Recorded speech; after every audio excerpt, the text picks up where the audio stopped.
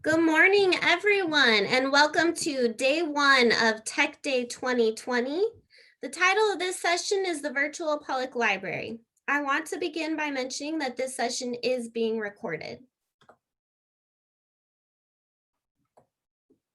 This session is sponsored by MathWorks. MATLAB is a mathematical computing software widely used by CSUF students. Download MathWorks today. Visit it.fullerton.edu. For more information, visit mathworks.com.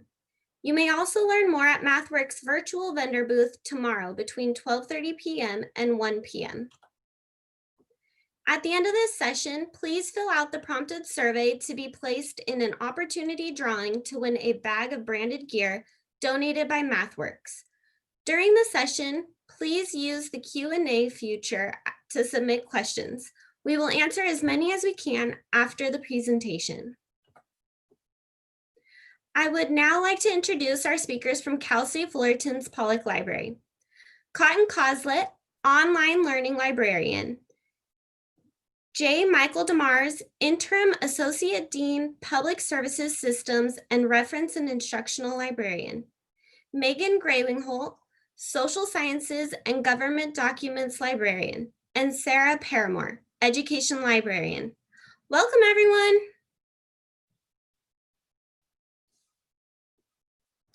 Okay, I'm going to go ahead and share my screen.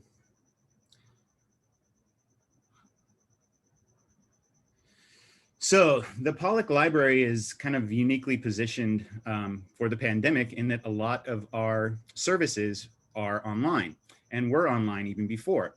But we've gone ahead and enhanced our online offerings over the summer so that we can better serve you guys going forward. So we'll run through a few things. I'm going to talk about lockers primarily first, and then I'm also going to demo something. It's a new product we have that works with Canvas. So let's go ahead and dive straight in. So one of the problems that we had is with circulation. How do we get books to people when they're in the library and people can't go in the library? So the idea that we came up with was to use the locker system that's very similar to what Amazon does. I'll show you how you can have a book delivered to a locker. So let's look up.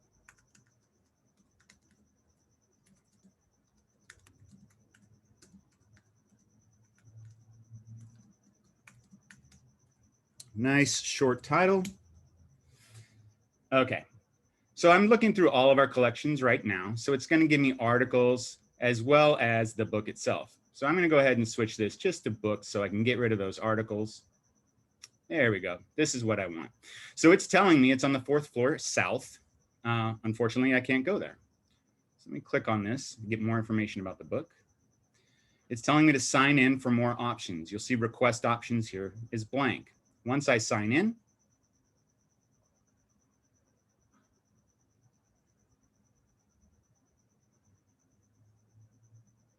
then it knows who I am and gives me an option right here. From there, I click on that.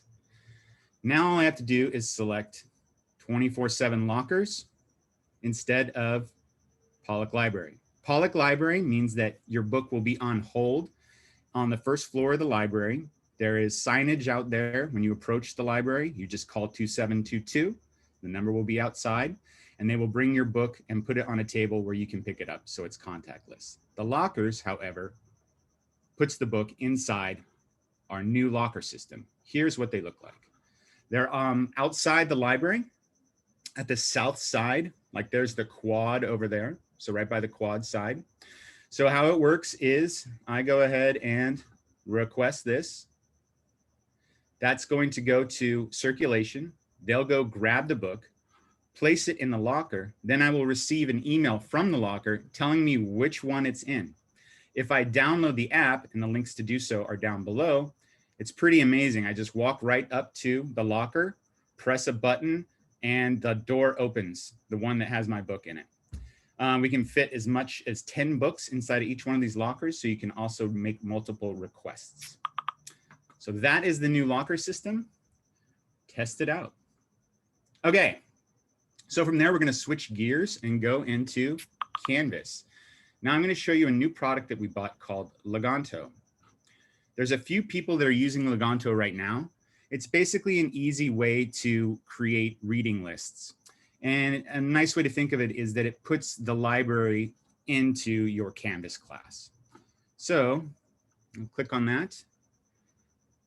This is under modules. And you'll see I've sort of started a reading list. So I'm going to assign some items for my week 1 reading. So I'll go ahead and add items here. Oh, I got to move you guys over. There we go. So I'm going to do a class on misinformation online. So I'll go ahead and do a search here.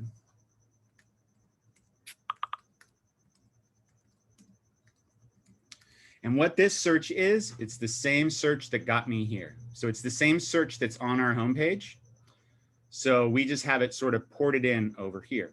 I'll go ahead and do a search.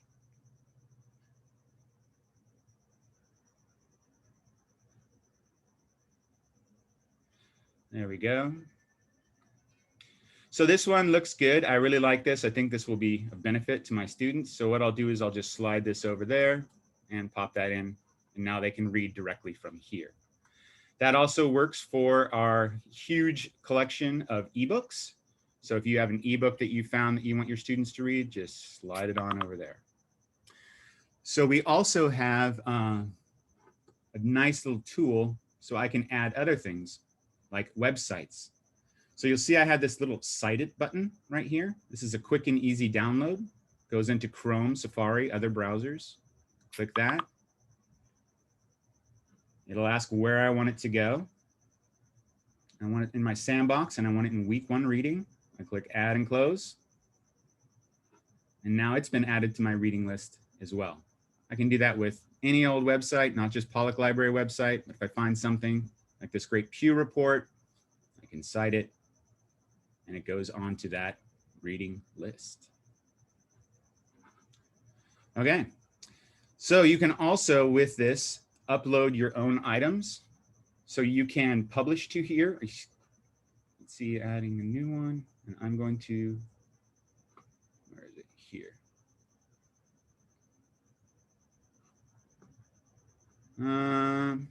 Is this it? Well, there's another section here. Ah, there it is. Sorry, still getting the ropes here. This create button here. So I can drag like my own files in. So let's say I want to have everybody read this UPS document. I can just slide it in there, add it, and now my personal documents are there as well. So that's what Leganto can do for you. The great thing about this is that you don't have to do it on your own. You can reach out to us at the library and we will build your reading list for you and show you how it is done. So go ahead and reach out to us if this looks good to you. It is Leganto reading list and it will be available to everyone in the spring semester. That's it for me. Okay, so I will take over next. We are going to talk about the different ways that the library has adjusted for library instruction, research instruction during this time period. We have, let me share my screen real quick. Obviously, we're not able to do in-person instruction anymore, but we have shifted to do instruction via Zoom, as many of you have, but we are offering it in a few different formats. We're offering synchronous Zoom instruction, library instruction, and also asynchronous, and also a hybrid, a combination of the two. And the way you can request a library instruction session is from our main library homepage underneath services. If you hover your mouse over services, you get a drop-down menu. And underneath the faculty column, you see library instruction. This gives you a little bit more information about how we are handling instruction during this time. But to request a library instruction session, you would click on this button in the middle of the page, and it should ask me to log in. And you would do so with your CSUF credentials.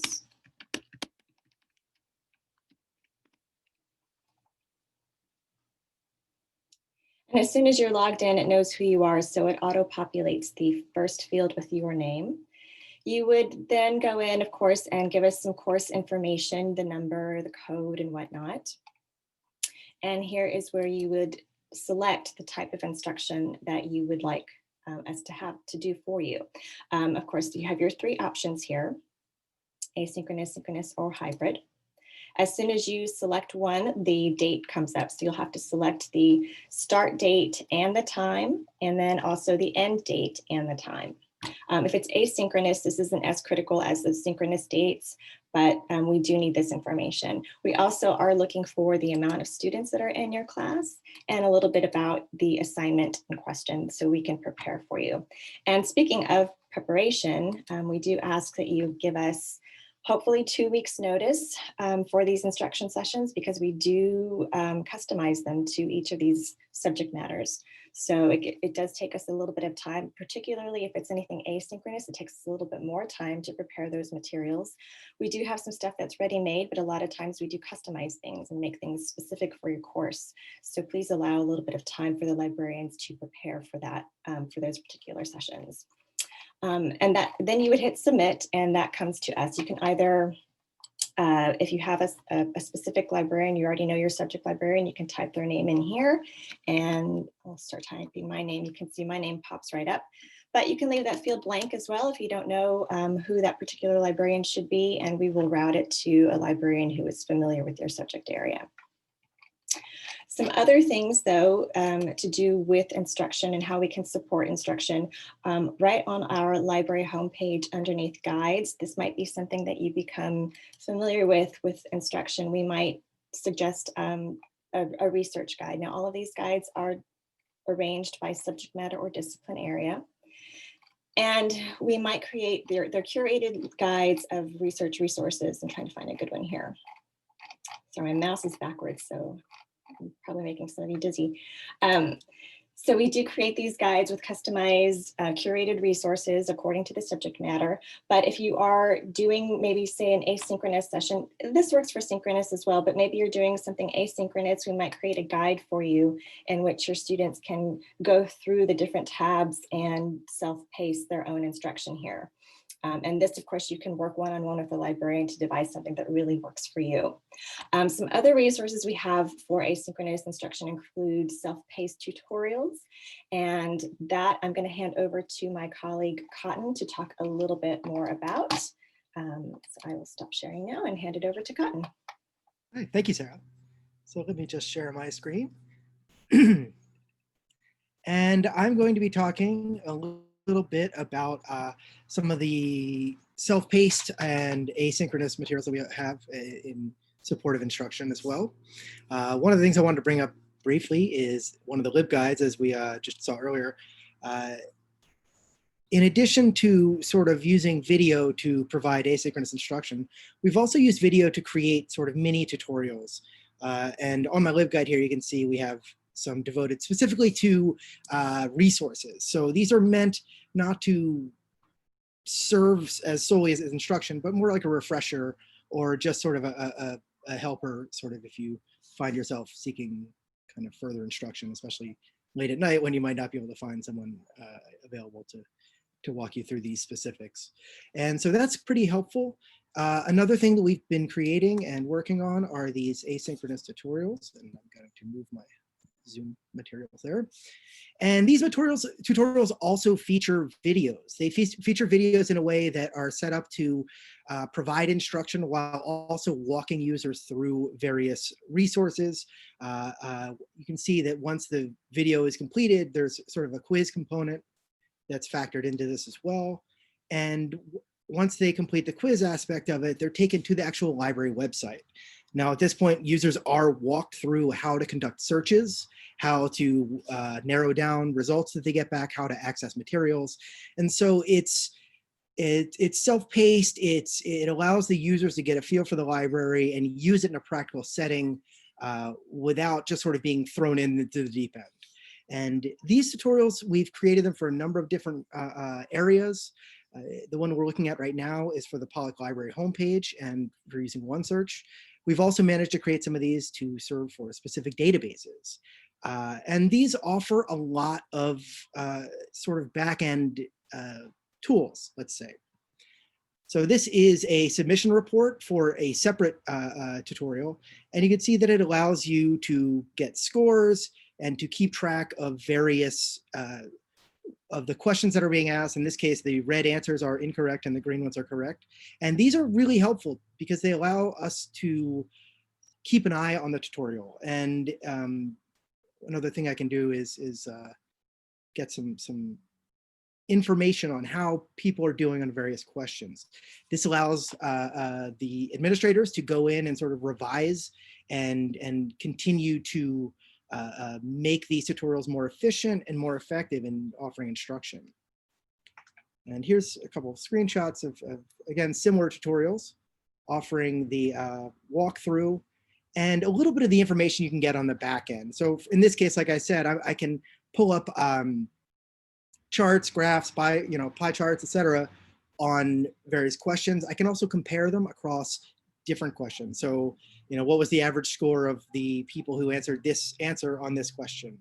So there's a lot of room for sort of deeper study in this and availability to get assessment methods out of this. And as you can see, we already saw one of these. And one of the things that really helps is, like I said, if I see that 46% of people are getting this answer correctly, I might update that. I might go back and look at the question and make sure it's clear and it's offering positive instruction rather than making things more confusing. This was actually considerably lower at first, and we've managed to bring it up after making some changes. We've had a lot of success with these. I'm looking at the research confidences, and this is for the Pollak Library One Search. And this is a really broad tutorial. So a lot of people from various disciplines have been using it. And so we've seen a 20% and a 30% increase in user confidence on conducting research and using specifically the library's resources. On another one of these tutorials that we created that was a little bit more specific and geared towards my subject specialties, which is nursing and public health. And in this case, we saw a 56 to 64% increase. So we've been very pleased with the sort of results getting back and seeing the users feel more confident in approaching the library and its resources in order to sort of get what they're looking for. Another thing that we managed to create, pardon my chair, these tutorials for is APA. As you may be aware, APA 7th edition came out last fall, and most of the campus sort of transferred over to it over the summer, which put us into a unique position of having to sort of provide instructional resources for APA virtually rather than in person. And with my colleague, Megan Gravenholt, we created this APA tutorial, and we've been very pleased with it. It's been used 320 times, I believe, as of this morning. And again, it allows you to get back various information, to look at the answers we're getting and how they can be used, and provide you ways to sort of compare these to other sources. Now, one final thing I want to bring up is sort of the feedback that we get on these. So we use assessment, and we've been pleased to see that we get back, the user's self-reported confidence levels, which is always promising, but we also provide an area for users to provide direct feedback. And because I kind of obsess over this stuff, I've color coded it and tried to score it to keep track of the positive feedbacks, which are in green, and the less than positive ones, which are in orange and red in this case. And I like to use these orange and red feedback notes to, again, continue to revise and improve these tutorials for everyone. And so I think that they've been very helpful, and we've been very proud of how they've been able to work. And so with that, I will pass this along to my colleague, Megan, who is my co-author on this tutorial, and she will provide some information about online reference.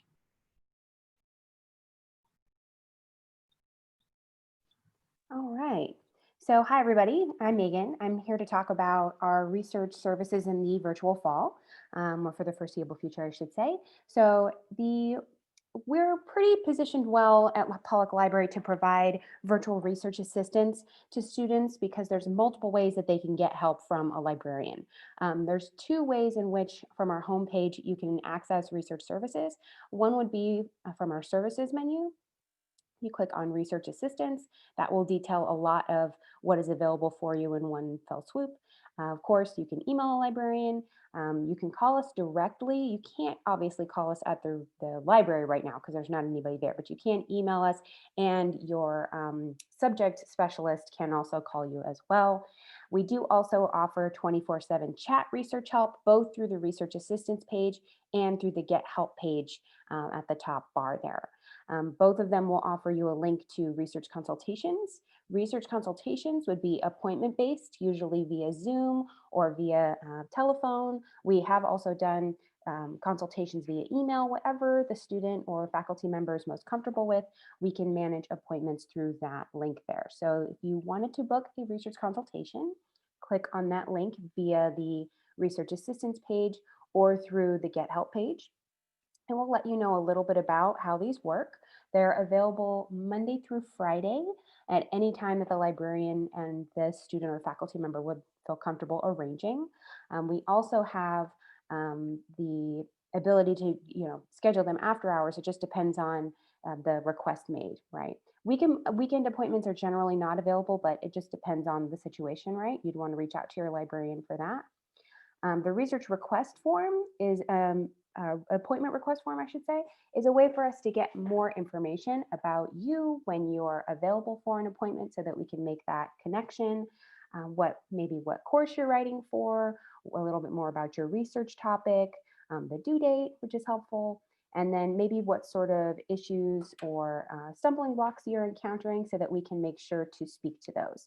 At the very bottom of the form, there is a way for you to select your librarian. Of course, if you don't know your librarian or you don't care who the librarian is, you don't have to select one. This would just be a way, if you select any librarian, the request will be sent to our scheduler within the library, and they will select or reach out to librarians with expertise in that area, and they can reach out to you from there. So you don't necessarily have to select a librarian if you don't want to. And typically, we ask that you give us at least, a couple of days. I think it says when you submit it that someone will be with you within 2 to 3 business days. This is ideal when you have a paper that might be due in a few days. Just keep that in mind that there may not be time if you don't give us enough time to schedule the appointment. If, though, you did need help immediately, you can always get help through the Get Help page using our 24/7 online chat. So the chat service is available here if you'd like to prompt it 7 days a week, 24 hours a day. If you chat with us during the hours Monday through Friday from 8 a.m. until 7 p.m., you will get a librarian that is from Cal State Fullerton. Saturday from 10 to 6, you will get a Cal State Fullerton librarian. Outside of that time, so on Sundays or at 2 in the morning, you will be assisted by a librarian through our cooperative, which the cooperative is staffed by librarians all over the world that have been trained to use our resources and provide guidance, either referring you to a librarian or referring you to resources through OneSearch or through the databases. So at any point during the day or night, there is a librarian available for students and faculty. Okay. The other thing I wanted to mention really quickly is that if you were curious who your subject consultant is, both to make an appointment with them or to see what areas different librarians offer, there is a link to subject consultants under services, and that details what all the different librarians, all the different departments and programs that they support. You can also find our contact information on the databases page. If you're looking at the databases by subject area, so if you were looking for me and you are a student in American Studies, you would be able to not only get the databases that are appropriate for American Studies, but you get my information and how to contact me there, as well as a link to chat with us from the databases by subject page. The other change that we have recently made during the pandemic is what's called proactive chat. So I'll give you a quick example. If you are searching in OneSearch right now, you might see this little tiny ask for help sign at the bottom of the page. That is new, that is prompted so that you don't necessarily have to leave OneSearch in order to go seek out help from a librarian. That's one of the areas that we've made sure to have an easy access for students to request help if you're not finding the book that you need, if you can't access an ebook that you need, etc. But after we've been on this page, usually it takes about a minute. So I'm going to have to keep talking for a second. This little ask for help will pop up in the same way that if you were shopping for something online on a retail site or hovering in, even on Amazon, I believe has it now, it will pop up and actually prompt you, hey, you've been here for a while. Are you finding what you need? There are librarians available here to support you. So that proactive chat feature we just turned on over the summer, and it is, I think, one of the best ways we've been able to support students during the virtual fall. So after about a minute, it will make sure that you are finding what you need and say, hey, do you need help? There's librarians available for you. It also either links to chat directly or gets them to the Get Help page. Just activating this feature in itself has increased our chat traffic pretty considerably over the virtual fall. So we started in June, and as you'll notice, it's gone up pretty considerably. In comparison to years past, this is over 1,100% increase of what we typically do in a year. So, or in over the summer and in the fall. So this is showing some really great utilization of proactive chat. So that is a few of the ways, both virtually chatting, making appointments, and reaching out to us via email, that we are available to support you in your research. Of course, research services are also available for faculty members if you would like help in your own research. So just to make sure we have enough time, I'm going to go ahead and stop sharing my screen and open it up for questions from the audience. So what questions do we have? Just a reminder, attendees, to please put your questions in the Q&A at the bottom of your Zoom screen.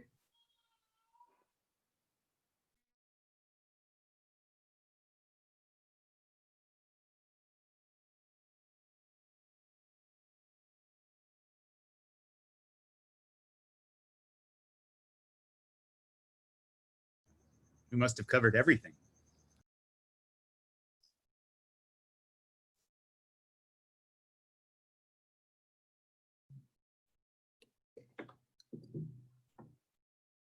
Okay, well, if there are no questions at this time, panelists, do you have any other comments that you'd like to make? We still have a couple more minutes.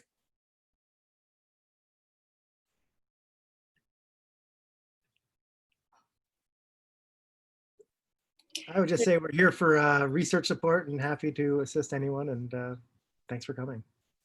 Yeah, there's one question in the Q&A that says it was answered live, but just to make sure that that person feels that the question was answered, what does library instruction involve after you request a session? It usually involves a little bit of back and forth between you and the librarian to arrange the session, to devise exactly what you want the librarian to cover, and arranging and making sure that the librarian teaches all the things that your students will need to be successful with your assignment. It also looks like there's another live question. Mike, did you want to take that? Or did you want me to take that? It's asking if the library will be open next spring. I mean, technically speaking, the library is open now. We do have the availability, if you don't mind me sharing my screen again, just under services for you to reserve library space right now. So if you'd like a space, you can reserve library space. Masks are required and it does have a time limit, but you can utilize the library. Book paging is available. CSU Plus and ILL are available. All of your databases are available remotely. And of course, on the library homepage, there's that big orange banner across the top that says COVID updates. So definitely be sure to check that for any updates during the virtual fall. And as soon as we know more information about the status of the building, that's where you would get your updates. There's another question from Laura Snyder. She says, not sure if this was covered as I arrived late. Is there somewhere on the site that the THAAD training videos I can look at my own pace to learn how to research the databases the library has available? Indeed, there are. Cotton showed a few of those. We have self-paced tutorials, we have videos, we have all sorts of different ways that you can get help. A lot of those will be on our guides, so do check out the guides for your subject areas. Okay. A couple more questions from Joseph Rivero. How do we do that reservation for library space? I'm not sure, Megan, I think you mentioned that. Do you want to go ahead and share screen so you could show where? Absolutely. Website? I can show that really quickly. So on the library homepage, let me get out of here. On the library homepage, if you go under services, it's under reserve study space right here under get stuff done.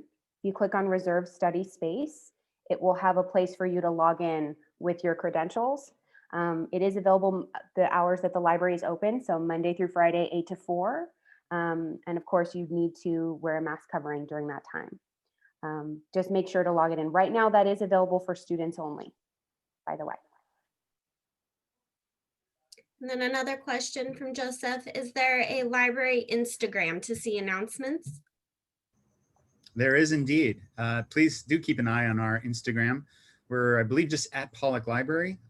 So check it out. We put all of our noontime talk information on there. There's fun contests, all kind of cool stuff. We use that primarily more than Facebook or Twitter. Most of our stuff is on Instagram. Great. Is it only available to students who live on the reservation system? Is it only available to students who live on campus? No, if you're a student, you can make a reservation. Correct. Okay. And then there was another question. What would a personalized library instruction include? I believe, Sarah, you touched on that earlier, correct? Okay. Another question from Laura. Will we be able to view the recording of this meeting at a later time? Yes, I believe all the sessions are available for 2 weeks on the website. Another question from Joseph. Where do we get to study for library reservation? How is it like? I believe he's talking about the library reservation system. So currently we have the first floor north set up, and that is the only space in the library. It does not have any computers or a printer, but you can go in there and utilize the space. All the spaces are more than 6 feet apart, and you must wear a mask. We also ask that you fill out that form so that we can have all the information for contact tracing. So we're trying to be as safe as we can while still giving some people a place to study. Great. Another question from Chris. Thank you for sharing how to reserve space. Are library computers available to use as well? Not at this time, unfortunately.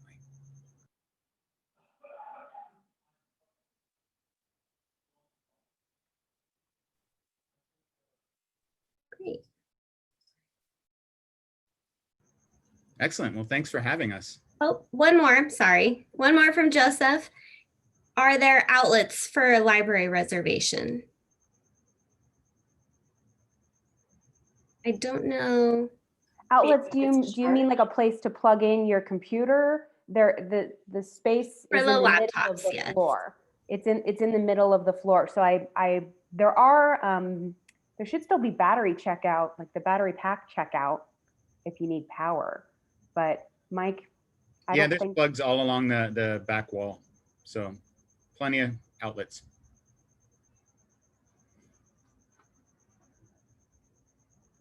See, I'll wait a few moments. Seems just in case more are trickling in.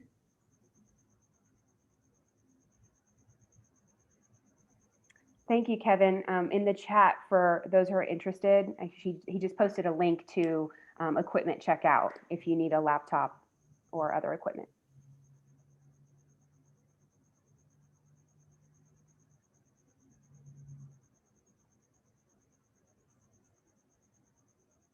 Okay, if there are no more questions, panelists, do you have any more comments?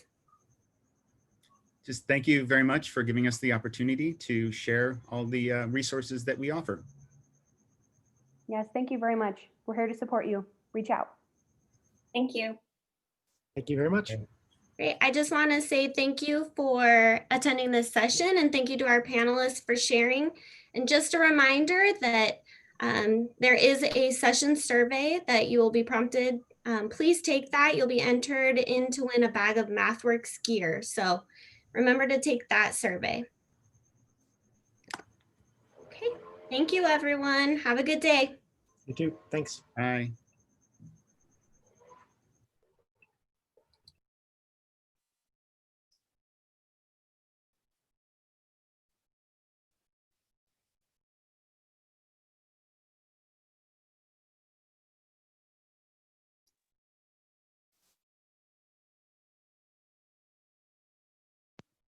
Nice job, Phil. All right, later. Bye. Bye, Pauline. I'm waiting for upload.